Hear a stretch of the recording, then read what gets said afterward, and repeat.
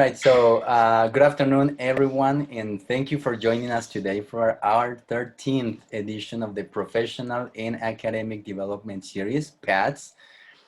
So the PATS is an event organized by the Emphasis in ELT of the Interinstitutional Doctoral Program and the research group EILA of the School of Language Sciences of Universidad Valle. I would also like to mention that this is the first of 3 sessions that we will held this semester. So the second session is going to be in November, and we will have Dr. Harry Pangefi Zhao, who will talk about doing how to do thematic analysis. And then in December, we're going to have Dr. Maria Eugenia Guapacha, who will talk about the writing process. So let's get started with our guest. Today we have a very special guest, and we are very honored to have Dr. Liyun Wendy Choo. Dr. Choo was a history teacher in Singapore for 8 years and spent 2 years in the Singapore Ministry of Education, focusing on in-service teacher professional development. She also volunteered as an English teacher to government officials in Lao People's Democratic Republic for 6 months prior to her studies in New Zealand. She is currently lecturing and researching at the University of Auckland as a professional teaching fellow. Her research areas include citizenship, education in conflict-affected contexts, and international education. Thank you very much, Dr. Choo, for accepting this invitation, and we're very happy to have you here. Thank you. Thank you very much for your introduction. Thank you everyone for taking the time to attend today's session. I really want to thank you because I know it's very exhausting to go from Zooms to Zooms and Zooms. So thank you very much for taking the time to be here. So today's session, I'm going to just briefly talk a little bit about my own research with photo-elicitation interviews, and I hope you will find it helpful. So during the presentation, if you have any questions, please feel free to stop me if you like, or you can also type your questions into the chat. So the first thing I'd like to do is, I have actually keyed into the chat a link. I would like you to click on the link and maybe just type in some words that comes to your mind when you think about citizenship. So what are some of the words that come to your head when you think about citizenship? Yeah, so could you just type in some of the words? So we have belonging, rights, passwords, passport, yeah. Yep.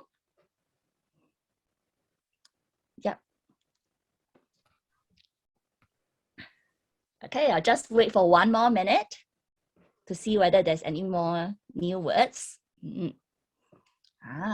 Interesting.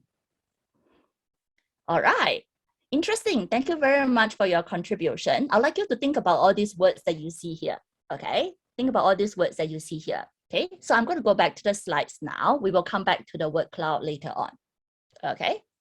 So for today's session, I'm going to just briefly share about photo-elicitation interviews in cross-cultural research. So my research area is in education in conflict-affected countries. And when I look at education in conflict-affected countries, most of the time I'm doing cross-cultural research. So what I did was that I like to do visual methods. And then what I'm going to do now is I'm going to show you a photograph, okay, which was a photograph that was given to me by a participant when I went to Myanmar. And for the participant, this photograph, okay, reflects his understanding of citizenship, okay? And this is the quote that he gave, okay? So this is an almsgiving ceremony from this morning. People are donating money to the monks. Okay, the monks have to draw lots, and these are the numbers. I think this is good citizenship. You know, Myanmar is a Buddhist country, and this ceremony is something related to the religion and the Burmese people. By doing this, Buddhism can last long, and this is also a kind of doing good deeds. So if you were to take a look at this photograph and to think about the quote, what kind of inferences can you draw about citizenship in Myanmar?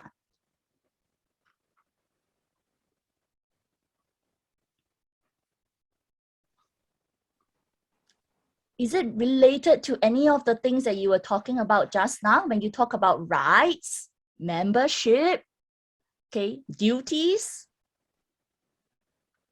Are there any particular themes that you think came out from this particular photograph? Really, they respect religious people. That's a very strong focus on religion. Anything else that you see?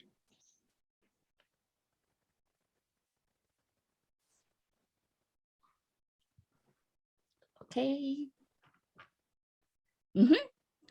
There's this idea about the need for citizens to participate in some of these ceremonies. Yes. Okay.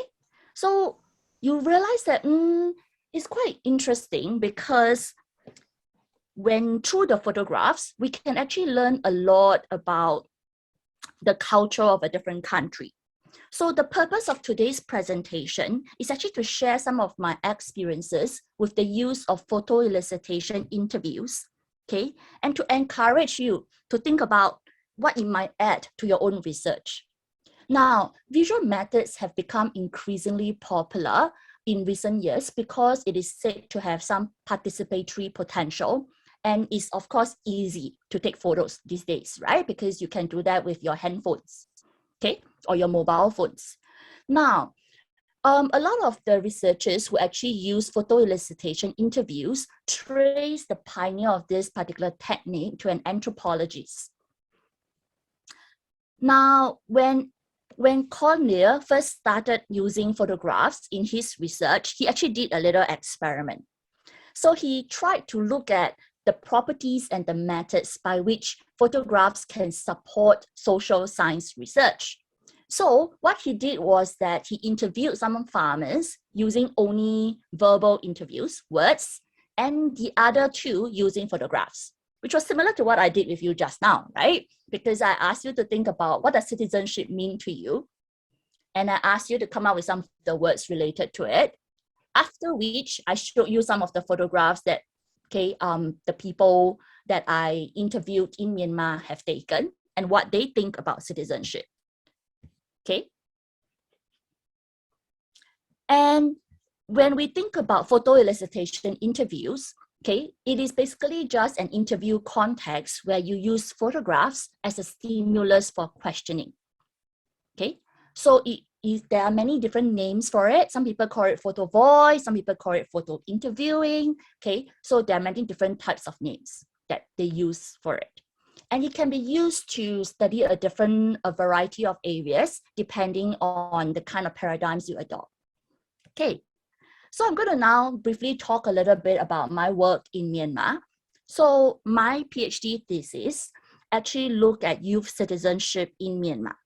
And I basically use photo-elicitation interview for my own doctoral study. If you have a look at my research questions, you can see that number one, I was interested in everyday citizenship. Okay, the mundane, the boring everyday life. Okay. Number two, I was using a post-colonial lens in my research. Okay.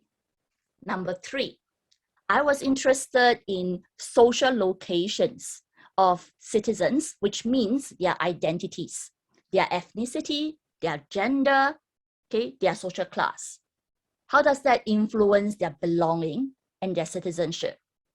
I was also interested in geographical locations. How do geographical locations where you are influence your belonging and citizenship, right? Because Myanmar, like Colombia, is a very big country with different cities. So I was very curious about how the geographical location would actually affect people's thinking about citizenship.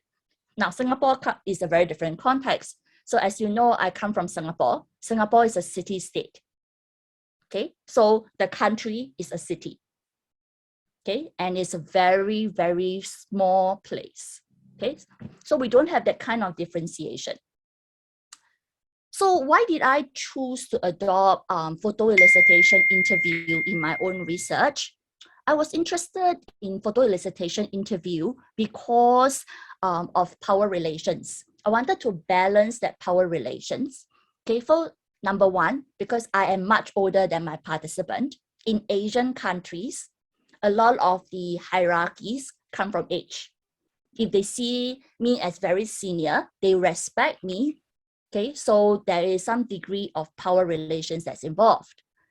In addition, I'm a researcher, supposedly much highly educated. Okay, very highly educated than them.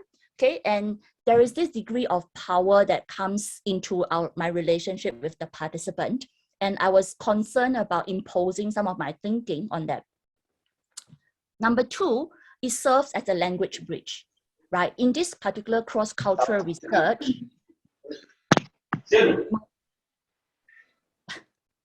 in this particular cross-cultural research, I don't actually speak Burmese or Mon language, which will be the language of my participants.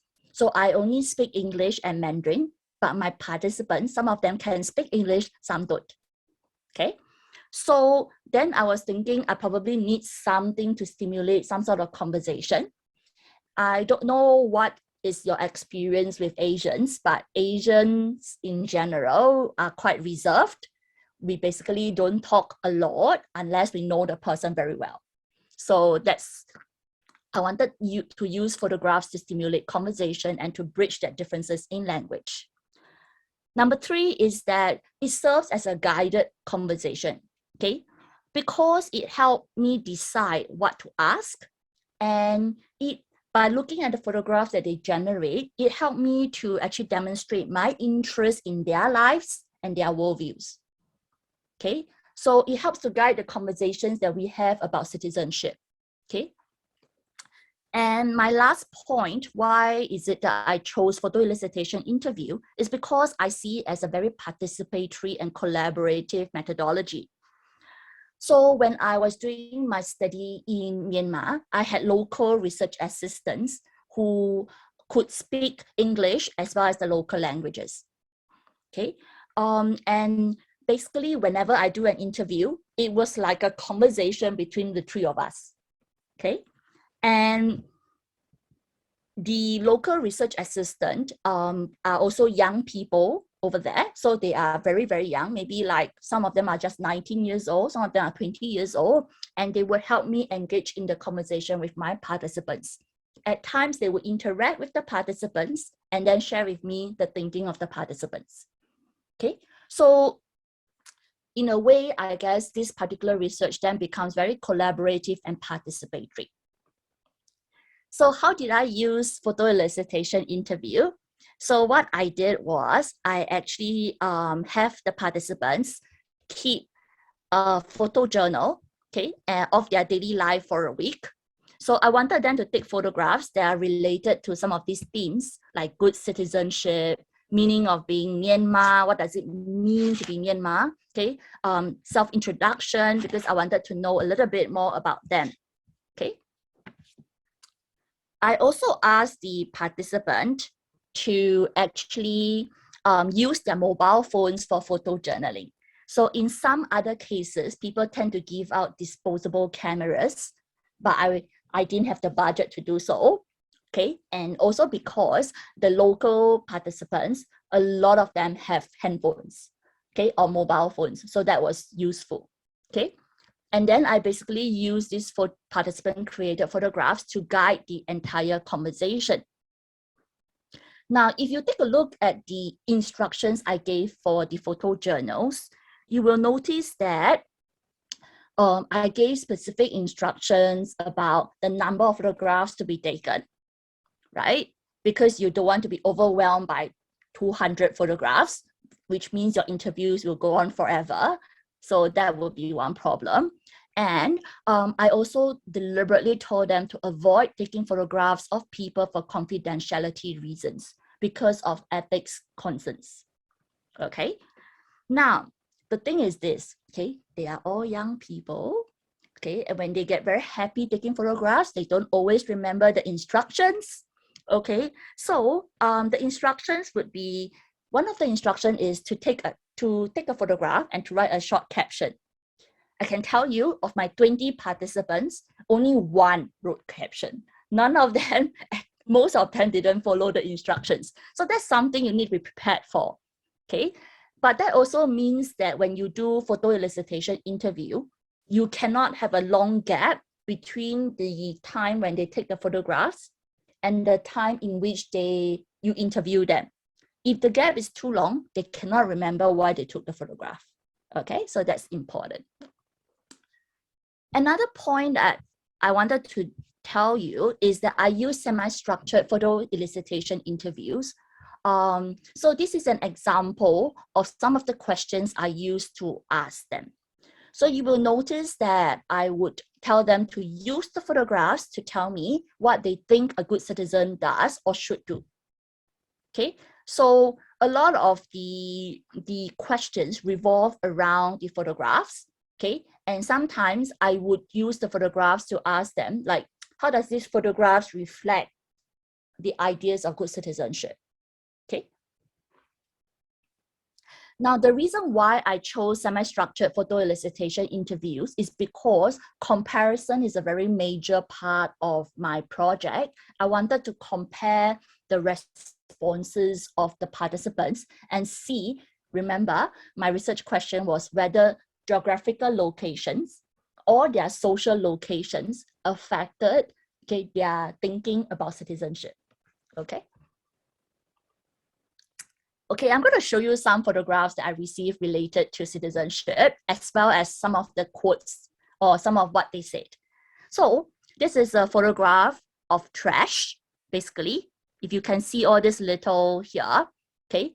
And the participant said, I want to show the rubbish along Strand Road. But there's not too much rubbish in that photograph. There's also rubbish in the tree areas that destroy and damage the trees, okay? Then I received more photographs of trash. Okay. Then this is the rubbish. I don't think a good citizen should throw rubbish on the road. You should see the dustbin at the corner of the road. If you eat or if you have something, take it and throw the rubbish in the bin. It's kind of following the rules, and if they follow the rules, the country, the city will get cleaner and it will be more peaceful and there'll be good benefits for all of us. Okay. Then I received more photographs of trash, okay? Now, so this banner says, to have a better life, to have a better future, change yourself first. If we want to be good citizens, we have to change ourselves first. If we talk about changing ourselves, we can start from throwing rubbish systematically, okay? My initial reaction was, I asked my supervisor, what should I do with all the photographs of trash? I have so many trash photographs, I don't know what to do with them. Okay, and I was like, what has trash got to do with citizenship? Isn't citizenship about duties, rights, voting, you know, all the big things? Why are they giving me so many trash photographs? I was really shocked, and I was like, what should I do next? And I was also expecting more exciting and interesting things like what we had at the start of the presentation, right? It's much more exciting to see them talk about, you know, Buddhism, how Buddhism contributes towards their identity. I was expecting to see that, but I got lots of photographs of trash. Okay, so then I started thinking, okay, what should I do next? How should I or how can I analyze some of these mundane, everyday issues, okay, to illustrate the effects of politics of belonging on state-society relations? You must remember, yeah, that these are mundane issues itself, right? No journals will ever publish photographs of trash. Okay, so you need to be able to show that there is some sort of theoretical significance or importance, okay, in some of these everyday mundane things. Okay, so what I did was I tried to compare and contrast participants' accounts to see what are some of the differences and what might have contributed to their differences. I'd like you to take a look at the two quotes I have here. can you kind of observe and read it and then tell me, what do you think might be some of the differences between their accounts on trash? You can type into the chat. Okay.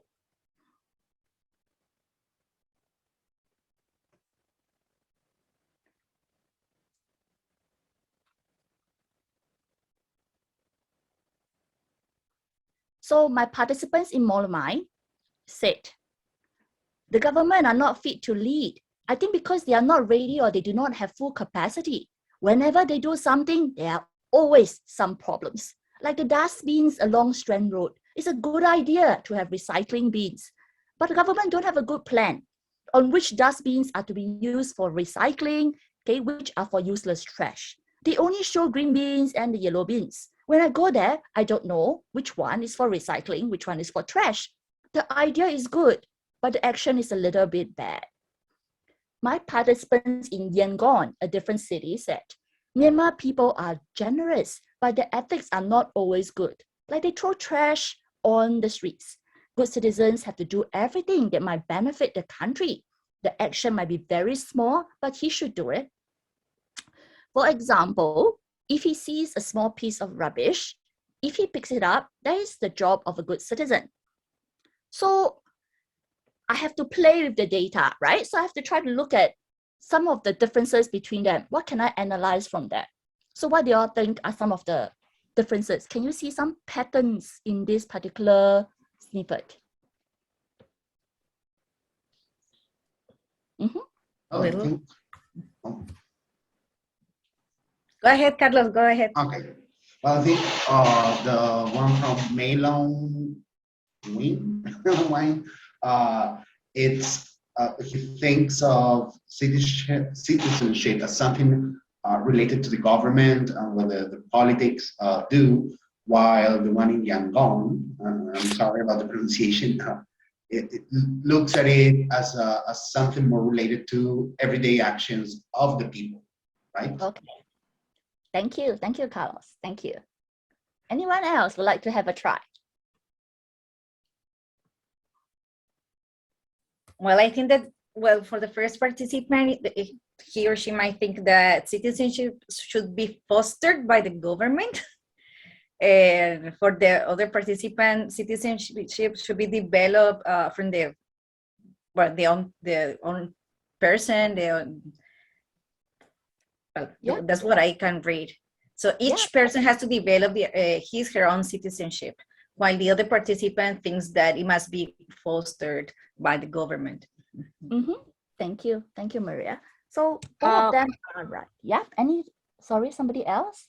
Yeah, no, I just wanted to say that apart from what the other people already said, they are not really sharing like their personal experience. I feel like they are talking about other people, but we don't really know about their own narratives. So for example, in my case, I would like to know about like their own narrative, so they actually go a little bit beyond the description, something like that. I don't know. Okay, thank you, and thank you very much for posting on the chat. Yep, so the idea about the campaigns and strategies rather than just providing dustbins. Yep, so these are all relevant ideas. So what I did was, okay, what I did was that I analyzed it in terms of their relationship with the state. Okay, so I basically looked at this particular comparison and went back to check all the data and look at, like, does Molamai participants have better relationship with the state or worse off? Who do they blame, okay, for the state? Like, who do they blame for the rubbish in the surroundings? And then I realized all the Yangon participants say that it's Myanmar people's fault. It's the citizens' fault. They should take care of their environment. But I realized that Molamai participants will say, yes, people are to be blamed, but government also has a responsibility. Their responsibility is to educate the people to do the right thing, but they are not doing their job. So this is what you were talking about in terms of campaigns. Okay, So you start seeing that there are differences, geographical differences that might have shaped people's relations with the government or the state. Okay, and you start wondering why. All right, so that was the first part of things. Now, so I kind of get a hunch from looking at the excerpt, from the comparison, and had to go back to all the data again to see whether there's a similar trend. Now, the thing is this, when it comes to analysis, right, you need to play with the data. When you get a hunch, you need to go back and look, is that a systematic trend? Is that a pattern? If it's not a pattern, it's once off, then I would say I wouldn't consider it as a real theme in that sense. So I actually went back to check all the data to see whether there's a particular pattern. Okay, now the thing is this, from this particular example, I wanted to help you see the idea that photo-elicitation interview actually allowed participants to interpret their realities in their own voices. They also took the lead in the interview process. You notice that, right? If I were the ones asking the questions, I don't think they would ever talk about rubbish, okay? Because I probably would ask questions that relates to rights, okay? I might ask questions related to duties, okay? And I don't think I would ever talk about rubbish, okay? And what is also interesting is that photo-elicitation interview is especially useful if you use the everyday and the mundane as your theoretical lens. So for my case, I use everyday citizenship as my theoretical lens. So I'm interested in how people do citizenship and enact citizenship in their everyday lives, not just during elections, okay? Or when they pay taxes, okay? I'm trying to look at it from an everyday life point of view. And people are not always aware, okay, of what they do on an everyday basis. And these photographs actually helped my research because it made visible some of these workings and basically have the participants articulate, okay, what are some of their taken for granted behavior? How does that relate to citizenship? Now, it's important because young people are often taught to be apolitical.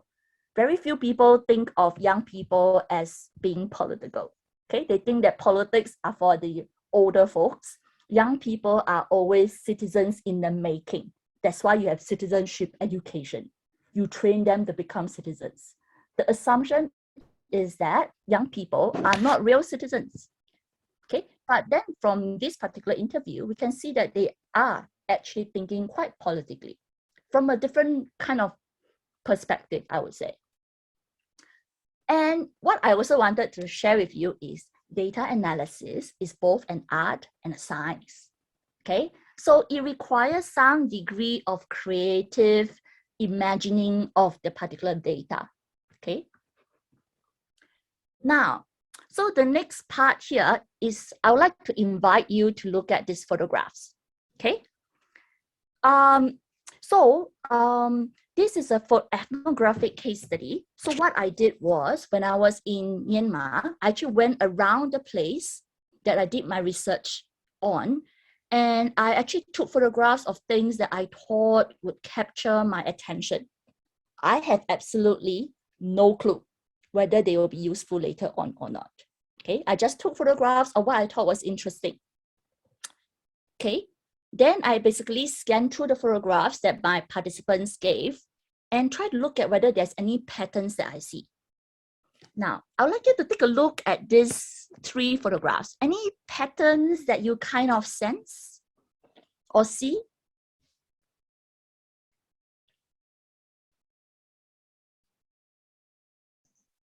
It's a little bit small. There is no social distance. I mean, Of course. It was taken 4 years ago. There's a lot of people, right? There's like some kind of ceremony, some kind of social events or religious events, and there are people getting together in the streets. Yeah, that's right. So there's a lot of this, it seems like there's some sort of religious ceremony that's happening. What else? What about colors? In terms of colors, what do you notice about colors? What are some prominent colors that you see?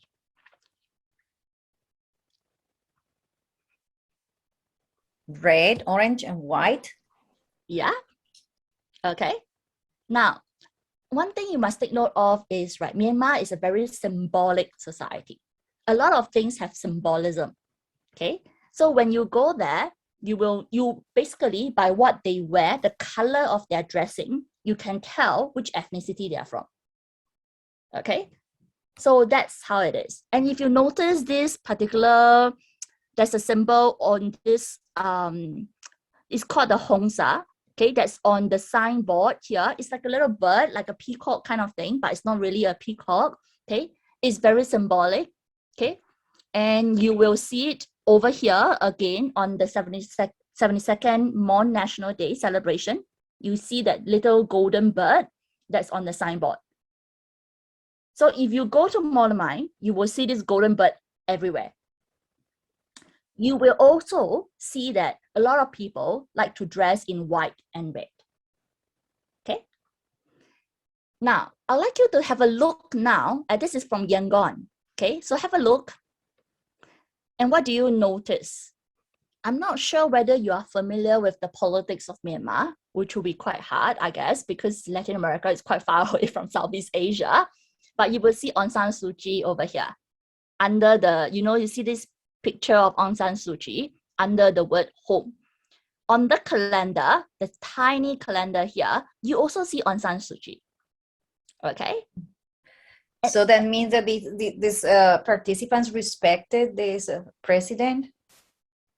She was a president, right? A leader. She's not the president. She's the state councillor. So what the military did was that they said that she cannot become the president because her husband is British. Okay, and you will notice that there was Christmas celebrations as well all over the city. Now, that's quite interesting because I would say this is the first year in Myanmar that Christmas could be celebrated in public. Okay, just now we know from the start, right? From the start of presentation, I showed you that actually in Myanmar is a very Buddhist country, right? They already said, right, preserving Buddhism is the duty of citizens. Okay, so in Myanmar, Christmas in 2017, this is the first year in which Christmas was actually celebrated in public. Yep, I will answer the questions about objectivity later on. Okay. Yeah. So then when we analyze the landscape, okay, to look at how social and geographical locations might have influenced young citizens' belonging and citizenship, I'd like you to have a look at these two quotes. Okay. You will notice, okay, that this is from a participant who said, "We had our own kings, our own assets, our own culture, in our own land long, long ago. But nowadays, we look like the servants of the Burmas. We are overpowered by the Burmas. I don't want to stay like that. I want to be free from the Burma." So Burma basically refer to the dominant ethnic group in Myanmar. Okay.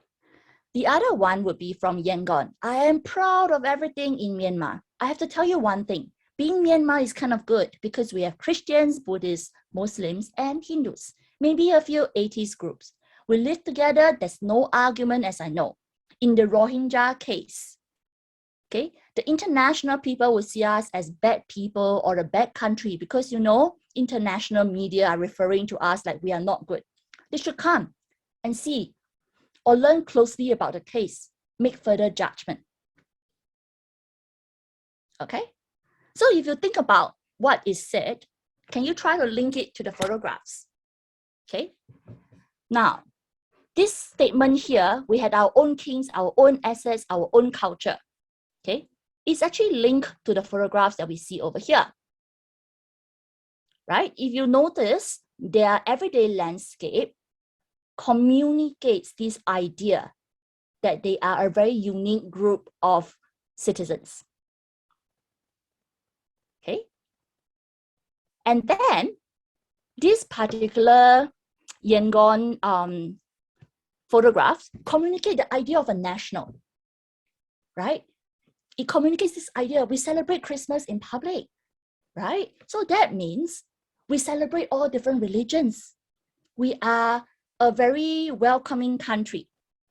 But I'm not sure whether you know about the Myanmar and the Rohingyas, okay? Because in 2017 and 2018, there was a major Rohingya crisis, okay? Rohingyas are not recognized as citizens of Myanmar, even if they were born there and lived there for generations, okay? And they were persecuted.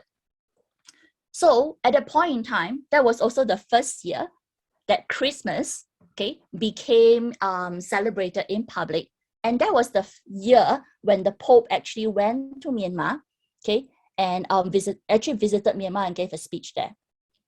So you think about the relationship between all of this, okay? So when I analyzed the landscape, I started talking about how sometimes the landscape actually constructs people's identities, okay? It constructs the Mon, okay, the ethnic Mon as a separate nation, different from that of the Burma, okay? On the other hand, Yangon, okay, in the particular city, they don't talk about different ethnicity. They talk about the national. They talk about Aung San Suu Kyi as a national. She's the unifying symbol, okay? And it was quite interesting because I went to check the local news article about Christmas that was published in English, of course. And there was a priest who said, yeah, we are all celebrating Christmas together. Christmas is not really a religious festival. And I was quite surprised, a priest saying that Christmas has nothing got to do with religion. Okay, so then I was just wondering, okay, so there is something there. Okay, so after which then my conclusion is that the geographical landscape of Yangon and Monomai construct people's citizenship and identity quite differently. Okay, so the thing is, right, what I wanted to share with you is, I guess the beauty of cross-cultural research using visual methods is you never know what you get. You really never know what you get. And you will get, sometimes you will get an aha moment that helps you see the light at the end of the tunnel. Then you finally know kind of how you're going to approach it. But it's very hard for you to be able to predetermine, okay, how you're going to analyze the data. Okay, because a lot of it would really depends on the theoretical lens, the theory that you're thinking of, as well as trying to look through the data to see whether you can find the empirical patterns. Okay, now I'd like you to do this little activity with me. Okay, can you just have a look and tell me which photograph would you have chosen to represent your ideas about citizenship and why? Okay, let's do the first question first. Which one would you have chosen to represent your ideas about citizenship and why? Okay. Second one, okay. The second one, why? Political engagement, okay. Door towards social transformation, elections. Okay, thank you. Now, is there a difference between you choosing from this given set of photographs that I provide and you taking the photographs that you wish to talk about? So if I give you a choice to take a photograph to represent your citizenship, would you have taken a different kind of photograph? If you have a choice, what would you take? What photograph would you take to represent your citizenship?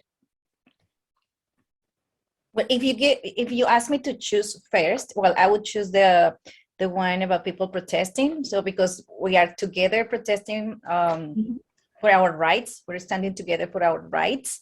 But if you ask me to take a picture on my own, I would take pictures of the nature in Colombia, because I think that represents me as a Colombian. So the nature of our country, the diversity, the landscapes. So I would do that. Thank you, Maria. Can I? Sure. I would go for the same picture, Maru is choosing, because, you know, citizenship has to do with a status, right? And if you're able to go out on the streets, that means you have that possibility to do it. But citizenship also has to do with a feeling, which is personal. How I feel about the people I live with, the country or state, and if I have those feelings, so I would feel more prone to go out on the streets to do something like this. And citizenship also has to do with practice.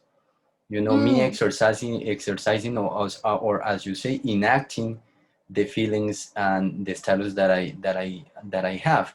So that picture for me represents well the idea that I have of citizenship. thank you. Thank you very much. Yeah, thank you. And then there's a few people who are talking about choosing pictures of buildings and houses because they represent or symbolize the intimate nature of individuals. Yeah. So you will realize that there's a difference, right? Like if you were to take the photographs on your own, it might be quite different from the researcher providing you with a predetermined set of photographs. Now, if you were to adopt a post-colonial paradigm, would you give your participants the photograph, or would you have them take the photographs and have a chat with you about it? And why? Okay, think about your paradigm. If you were to use a post-colonial paradigm, do you think you would provide them with a given set of photographs and have them choose from it? Or would you let them take the photographs and have a chat with you about it? Why? Why would you have them take the photograph? Because I think if I give them the photos, it's like I am already given the definition, my definition of what I think citizenship should be like, should look like. So I'm not really exploring, you know, their beliefs, their positionings. I'm not really learning about the way they see, you know, the world. So Mhm. it's actually the researcher like imposing he or her view, he or her feeling, right? How he or she positions herself or himself in the world, right? Yeah, And yeah, that's what I think. thank you. And how does that relate to the post-colonial paradigm? Yeah, because we are exploring the people's identities, their own values, ways of thinking. Yeah, we are not imposing our beliefs. Mm-hmm. So when we talk about the post-colonial paradigm, right, we always link it to particular cultural identities, right? And the idea of giving people a voice. If you want to give the oppressed people a voice, okay, so like what you were talking about just now, you can, if you give them a predetermined set of answers, that's not really giving them a voice. You're actually imposing your voice on others. So the idea that I want to convey here is whatever methodology that you use, it has to be aligned, number one, to your theoretical perspective. Okay, it has to be aligned to the theory that you are using, like the notion of post-colonial citizenship, the notion of everyday citizenship. Okay, number two, okay, you need to be able to justify your choices in relation to the theory that you are using. That is quite important. Okay, that's very important. Yeah. So thank you very much. I have come to the end of my presentation. I'm going to address the question of objectivity in a short while, but yeah, I just want to let you know, you can feel free to keep in touch with me. If you're interested to connect with the PhD students from my university, feel free to drop me a message because I coordinate a lot of, I basically do a lot of sharing with them. So if you're interested to share, I'm also happy to organize something and you can always share your research or your methodology or whatever with them. So I'm happy to organize that. So you can keep in touch with me. All right.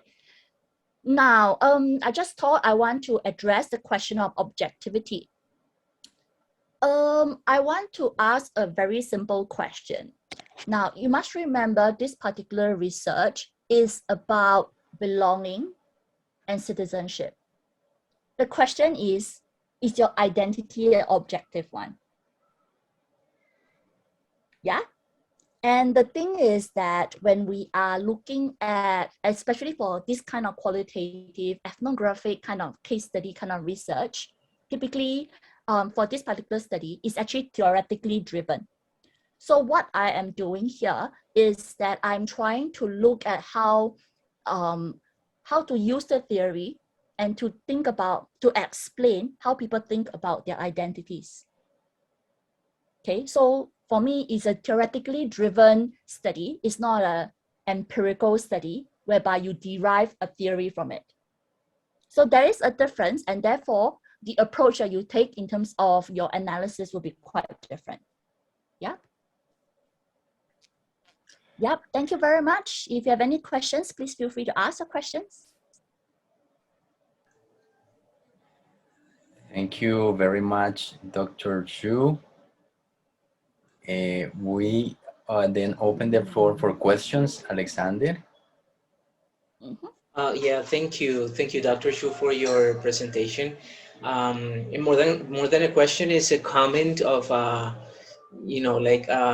am a doctoral student right now, and my classmates and I are actually in the process of checking some readings and some material, and we were preparing for tomorrow's class that has to do specifically on interviews.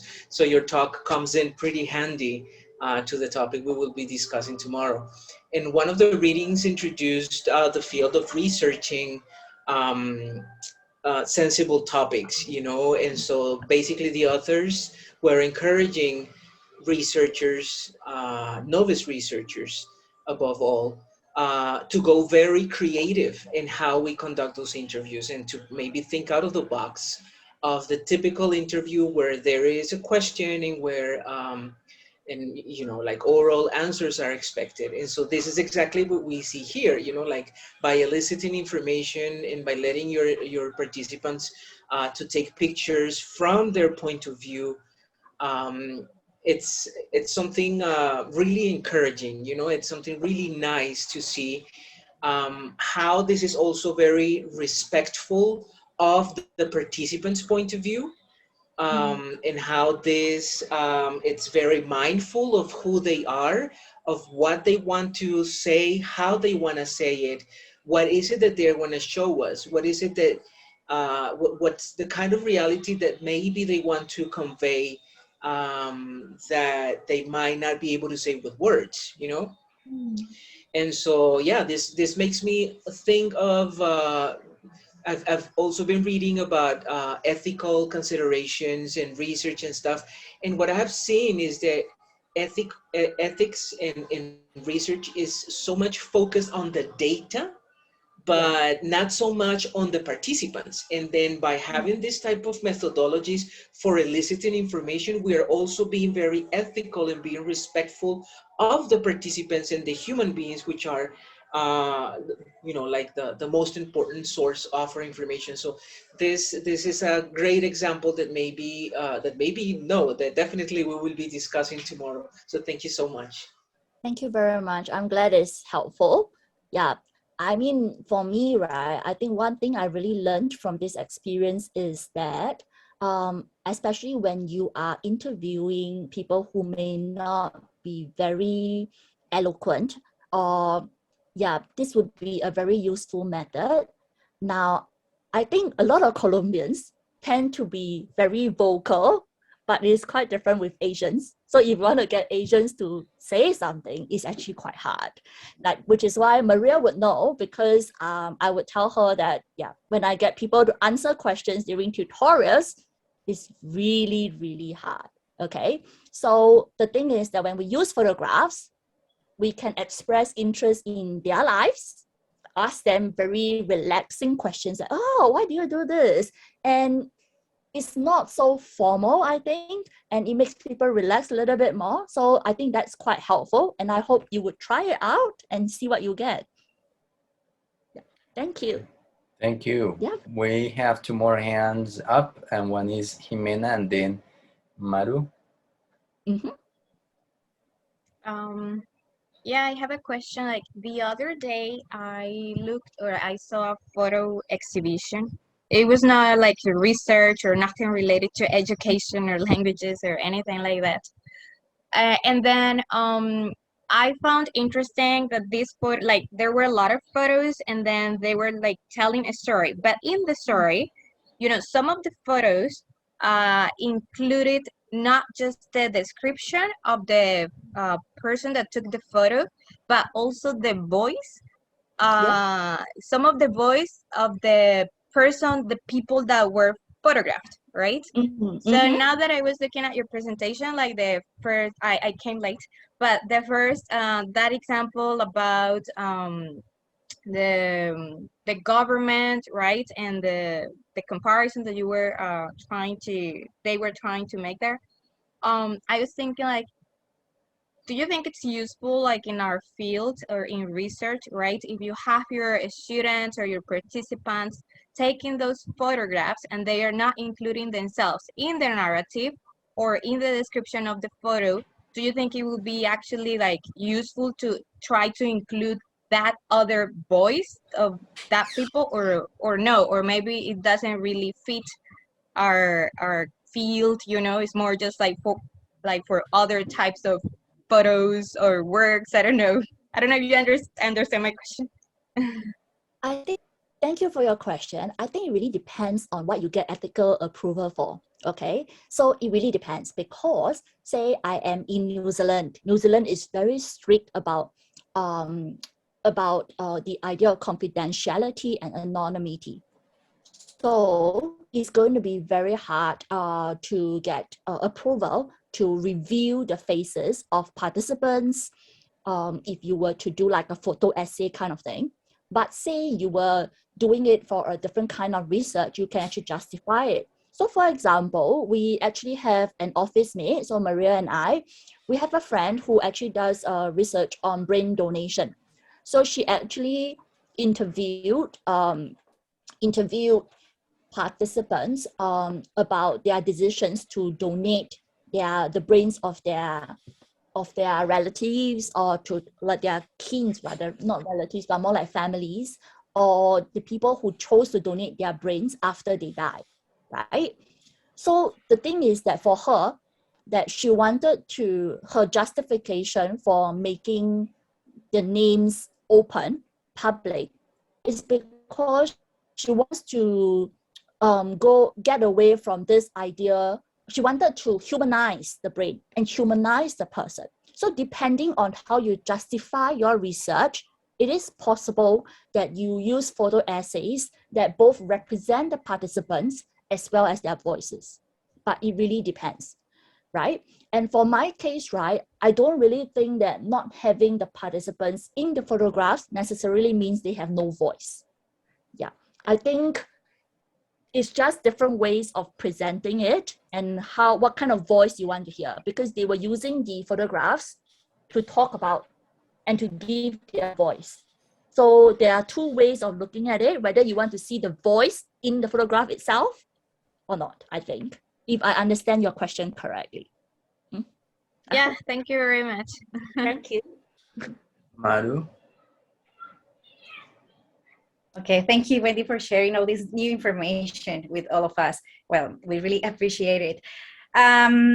Well, I was thinking that, well, I have read research articles and PhD theses on interculturality, and the methods that researchers mainly use are questionnaires. So it could be Likert scales or open-ended questionnaires or interviews to explore, for example, students and teachers' views of interculturality. So I'm thinking that probably we could start using photo-elicitation to explore those beliefs. So we can ask the students, for example, to take pictures of what represents their culture and what doesn't represent the culture. So that would be very interesting.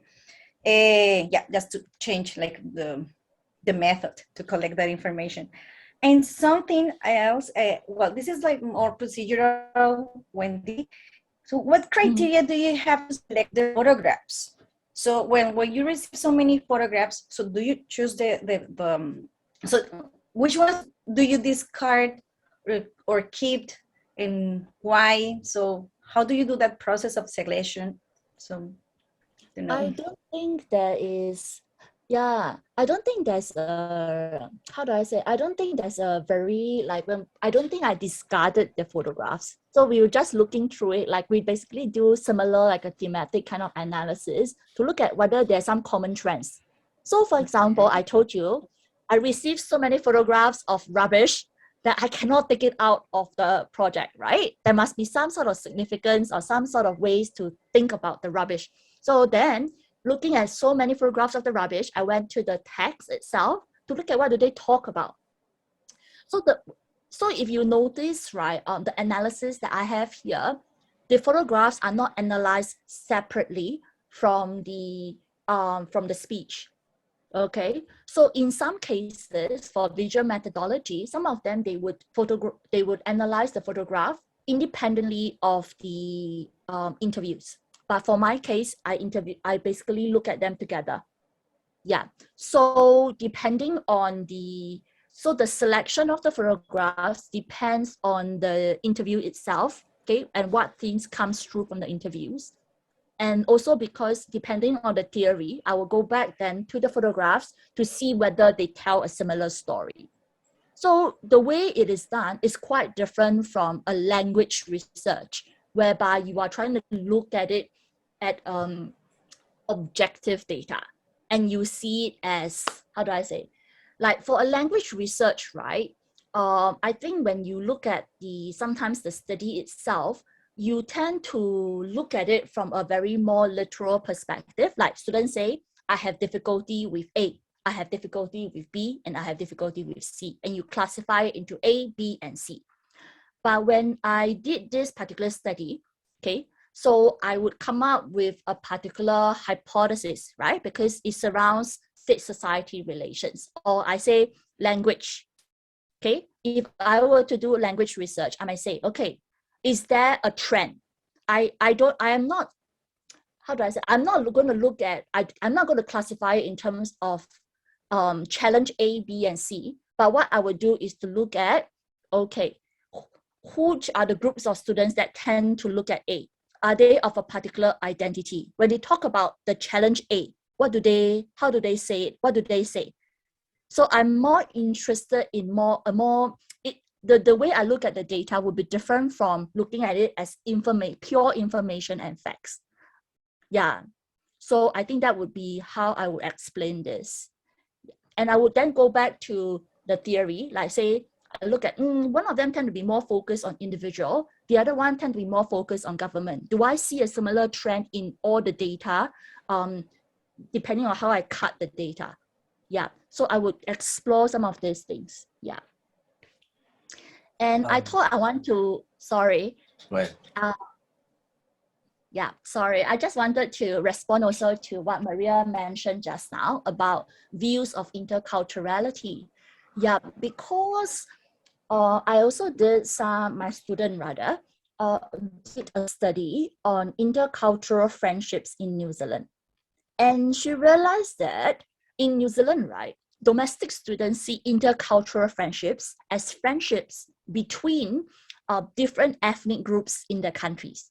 So if I am Maori or Pacific, one of the Pacific Islands, and I have friendships with a white person, that is intercultural friendship, okay? But because they see intercultural friendships in such a manner, they don't think of it as important to foster friendships with international students. So the intercultural friendships that's between different nationalities doesn't happen.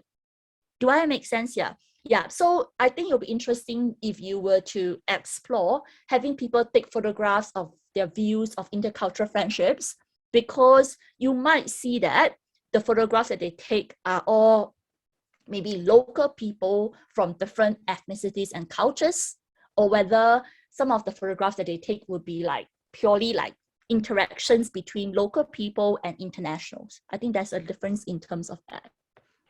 Yeah. Well, in our case, that would be like friendships with Venezuelans. Yeah, because we don't have like other cultures.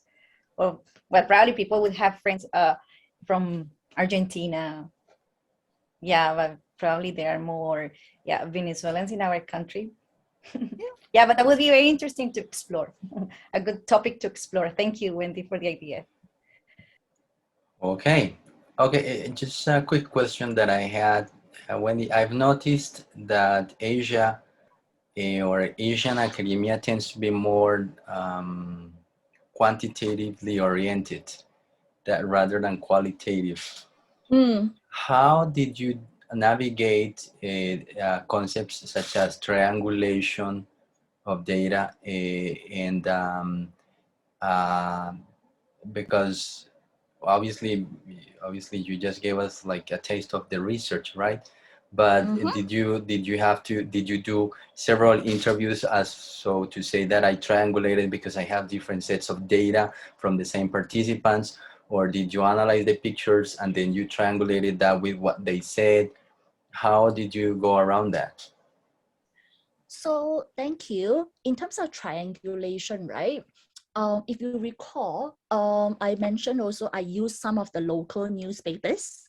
So I triangulated the data, what we said, and I checked with local newspapers and other sources, documents that I could find to see whether there's some sort of patterns. And in terms of like data collection from the same participant, I have the photographs and basically the interview data itself. So these two would go together. And what I did was mostly member checking though. So which means to ensure that the interpretation is not off. Okay, so I basically had, after every interview, I basically have a debriefing session with all my research assistant to kind of check my understanding of things. Yeah, but especially for cross-cultural research, because it's quite important to avoid imposing our particular worldviews on other groups. So I usually will check with the local, I will usually bounce off some of these ideas with my local, not the participants themselves, because sometimes the participants, they don't understand English. So it's a little bit hard, but I would actually talk to the research assistants that I have, as well as also talk to the local NGOs. So when I was there, I walked around a lot, right? So I collected a lot of ethnographic data. I also talked to a lot of the local NGO folks. So that was how I triangulated the data. All right. I have a comment here by, thank you very much, by Omaira. She says, very useful for working with social representations and thoughts of the participants in general. I think can also work for definitions of physical entities in sociolinguistics, for example, when participants need or use more than words to express themselves. Yeah. And Maria Eugenia says, member checking is a good strategy. Yeah, for some time, I've been working on multimodality, and there's a lot of work now on, for example, multimodal ethnography, different modes of communication to capture data, not only verbal data, but also iconographic data and some other forms of elicitation, which is what you did. I think this is a very good contribution to that emerging field of multimodal methods of data collection. So with this, I would like to thank you very much, Dr. Choo, for this great presentation of this novel methodology. Thank you very much. Thank you everyone for coming today. I really appreciate you taking time off to listen to me. Thank you very, very much. Thank you.